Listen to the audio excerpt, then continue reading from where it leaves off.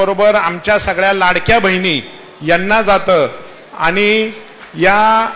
मतदानाचा टक्का वाढवण्यासाठी ज्यांनी ज्यांनी काम केलं त्याच्यामध्ये भारतीय जनता पार्टी आणि याच्या मातृ संघटना ज्या आहेत त्यामध्ये राष्ट्रीय स्वयंसेवक संघ असेल, विश्व हिंदू परिषद असेल, बजरंग दल असेल, सजग नागरिक संघटना असेल, अशा अनेक संघटनेने काम केलं। त्या सगळ्या संघटनेचं मी मनापासून ऋण व्यक्त करतो आणि निश्चितच आता पंकज महाराज गावडेंनी सांगितलं की आता आपल्या सगळ्यांची जबाबदारी वाढलेली आहे आणि लोकांच्या आपल्या प्रतीच्या भावना, आपल्या प्रतीचा विश्वास हा वाढलेला आहे आणि या पुढील काळामध्ये आपल्याला हा विश्वास असाच टिकून ठेवण्यासाठी येणाऱ्या 5 वर्षामध्ये नव्हे तर